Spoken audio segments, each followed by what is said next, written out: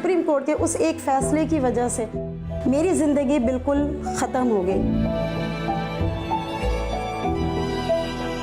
आज भी देख लें अमीरी और गरीबी का फ़र्क। हमारे साथ जुल्म और ज़्यादती की गई, लड़कियों के बाल खींचे गए, पुलिस वालों ने दुकानों के ताले तोड़कर सामान भी निकाला। ये ज़्यादती सिर्फ और सिर्फ गरीबों के साथ हुई। हमें जीने का हक नहीं है? गरीब है तो क्या हुआ, है तो इस पाकिस्तान का हिस्सा। मैंने 2004 में खोली थी दुकान और बड़ी अनथक मेहनत से मैंने इस वक्त आके इसमें बड़ी मेहनत से 2 दुकानें करी थी, लेकिन वो रेंट की थी मेरी, जिससे मैंने अपने बच्चों की भी शादियाँ करी, सब करा। मेरे हस्बैंड एक सरकारी मुलाजिम थे, लेकिन उनकी हैसियत इतनी नहीं थी कि वो बच्चे यानी कि घर बार इतना चला सकते, तो जो मैं उनके लिए शाना बशाना खड़ी हुई और ये दुकान मैंने 2004 में लेकर उसमें कारोबार छोटा सा करना शुरू करा। और बड़ी मेहनत के बाद मैंने इस मकाम पर पहुंची थी कि मैं अपने घर का गुजर बसर बहुत अच्छे से कर रही थी। लेकिन अचानक मेरे हस्बैंड बीमार हो गए। उसी बीमारी में उसी दुकान से मैंने उनका इलाज भी करवाया और कुछ में बल्कि काफ़ी मैं कर्ज़दार भी हो गई। उसी सिचुएशन में मेरे हस्बैंड इंतकाल कर गए और जब वो इंतकाल कर गए तो ज़ाहिर बात है मैं इद्दत भी नहीं कर सकी, क्योंकि मुझे कर्ज़ा उतारना था जो मैं कर्ज़दार उनकी बीमारी में हो गई थी। तो वो लॉकडाउन लग गया। लॉकडाउन की वजह से अभी फारिग नहीं हुए थे कि ये अलादीन डिमोलिश हो गया। तो मैं जहाँ खड़ी थी उससे बहुत ज़्यादा पीछे आ गई।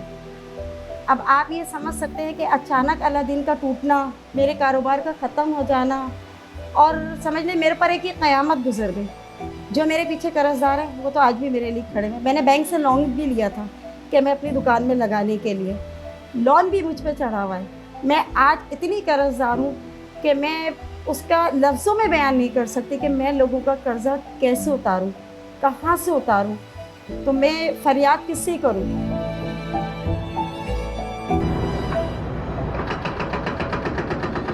अलादीन टूटा, उसमें जितने भी लोग थे, दुकानदार थे, कुछ सेलमैन थे, बल्कि हर दुकान पे 2-2, 3-3 सेलमैन थे। उन सब की नौकरियां ख़त्म हो गई, उनका रोज़गार चला गया। जिन लोगों की दुकानें थी, दुकानें ख़त्म हो गई, वो भी बेरोज़गार हो गए। लेकिन उनके लिए कोई नेमो बदल नहीं हुआ और ना ही गवर्नमेंट की तरफ से कोई आकर ये कहता कि जनाब आपके साथ ज़्यादती हुई है। मैं ये नहीं कह रही कि सुप्रीम कोर्ट का ऑर्डर गलत है, लेकिन ज़्यादती तो ज़्यादती है। अब वो किस तरह से हुई है और किस तरह से नहीं हुई है, फ़िलहाल ये हम लोगों के साथ ज़्यादती हुई, क्योंकि कहा गया कि अनलीगल है। अगर अलादीन अनलीगल था तो सर 25 साल से क्यों आबाद था? 25 साल हो गए थे अलादीन को बने हुए और अलादीन जब तक लीगल था 25 साल तक कोई नहीं आया और किसी ने आके ये नहीं कहा कि जनाब आप यहाँ से उठो। और अचानक एक दिन पहले हेडलाइन चलती है कि कल सुप्रीम कोर्ट ने ऑर्डर दिया है कि टूट जाएगा। एक दिन पहले हम लोग हेडलाइन देख के, हमारे पास ना कोई ऑर्डर आया ना कुछ आया और अचानक से दूसरे दिन सुबह 8 बजे आके गाड़ियाँ खड़ी हो गई, तोड़ फोड़ शुरू कर दी। अब आप मुझे ये बताइए कि फैसला सुप्रीम कोर्ट का जो हुआ था एक दिन पहले, वो अलादीन तोड़ने के लिए भी हुआ था और नेस्ले टावर को भी तोड़ने के लिए हुआ था। अलादीन के लिए तो फौरी तौर पे इक़दाम हुए, दूसरे दिन आके गाड़ियाँ खड़ी हो गई कि जनाब अलादीन गिराना है, सुप्रीम कोर्ट का ऑर्डर है। और अलादीन में गिराया भी गया, अलादीन के दुकानदारों के साथ ज़्यादतियाँ भी हुई, उनके सर भी फाड़े गए, औरतों के साथ बदतमीज़ी भी की गई और पुलिस वालों ने दुकानों के ताले तोड़कर सामान भी निकाला। यानी कि हमें बिल्कुल सफ़ाई हस्ती से मिटाया गया। अलादीन खाली टूटना ही नहीं, उसमें जो कार्रवाइयाँ हुई हैं उसमें हमें बिल्कुल सफ़ाई हस्ती से मिटाने की कोशिश की गई। लेकिन जो नेस्ले टावर का जो आया था वो आज भी कायम और दायम है, उसको कुछ भी नहीं कहा गया, क्योंकि वो अमीरों का था। उन्होंने टेंट लगाकर पैसा खर्च करा या जो भी करा उन्होंने, उनके लिए कोई कानून नहीं है क्या? सिर्फ हमारे लिए कानून था कि दूसरे दिन ही कार्रवाई हो गई। क्यों? हमें जीने का हक नहीं है? गरीब है तो क्या हुआ, है तो इस पाकिस्तान का हिस्सा। छोटी तिजारत कर रहे हैं लेकिन मेहनत कर रहे हैं, किसी से मांग के नहीं खा रहे, कोई स्मगलिंग नहीं कर रहे। हमारे साथ तो सरासर ज्यादती की गई है। हमारे पास कोई आता इजहार हमदर्दी के लिए, कोई भी तंजीम आके कहती कि जनाब ये आपके साथ गलत हुआ है, आपको कुछ ना कुछ फेवर मिलनी चाहिए। अलादीन वालों को किसी की तरफ से कोई फेवर, किसी भी किस्म की इमदाद नहीं मिली। जो लोग बर्बाद हुए आज वो बर्बाद ही नहीं, बिल्कुल बर्बाद हो चुके हैं। मेरे जैसी औरत आज बिल्कुल भी इस काबिल नहीं है कि वो अपने घर का खर्चा चला सके। अपने घर के बच्चे बच्चे जो मेरे कुंवारे हैं उनको पाल सके। मैं कहाँ जाके किसके आगे फरियाद करूँ?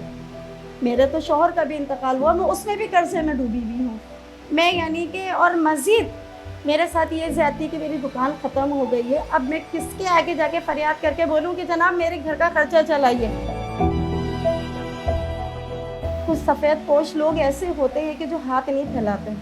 शायद मैं उनमें से एक हूँ कि मैं किसी के आगे ज़िंदगी में मैंने कभी हाथ नहीं फैलाया, मेहनत करी, मजदूरी करी। मेरा अलादीन का ही रिकॉर्ड है कि मैंने अनथक मेहनत करके वो दुकान में काम किया, जबकि उस वक़्त में आई थी जब वहाँ कोई लेडीज़ नहीं थी।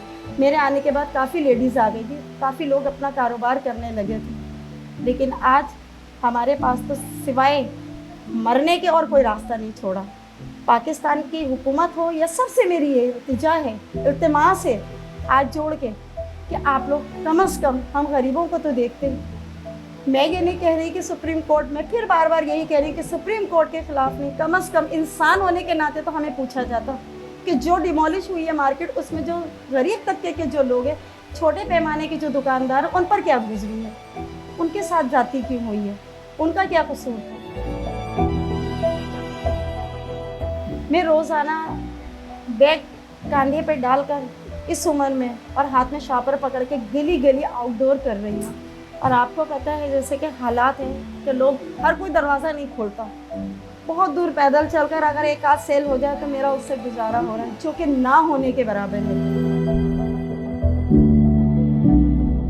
या तो मैं किसी दिन अगर निकली होंगी सेल करने के लिए तो बाहर रोड पे गिरी पड़ी हुई होंगी, लोग उठा के ला रहे, यानी कि एक सफ़ेद पोश लोग के साथ ही क्या हुआ है, हमें रोड पे क्यों लाया गया। मेरा अल्लाह जानता है कि मैं किस तरीके से ज़िंदगी गुजार रही हूँ। और मैं आपको अपना ये मैसेज देना चाहती हूँ कि जो आपने हुक्म सादर करा, मैं फिर कहना चाहती हूँ कि पूरा उस पर अमल करवाया जाए ताकि मुझे इंसाफ मिल सके। वरना मैं यही कहूँगी कि आपने सिर्फ़ और सिर्फ गरीबों के लिए ऐसे हुक्म जारी किए हैं, अमीरों के लिए नहीं। चीफ जस्टिस साहब, इस मज़लूम की आवाज़ ज़रूर आप सुनिएगा। इस बेवा की फ़रियाद है ये आपसे कि आप मेरे लिए सोचें कि मैं किस तरह की ज़िंदगी गुजार रही हूँ। क्या यही मेरा पाकिस्तान है? क्या मैं इस मुल्क की शहरी नहीं हूँ? क्या मुझे जीने का हक़ नहीं है जो मेरे साथ हुआ?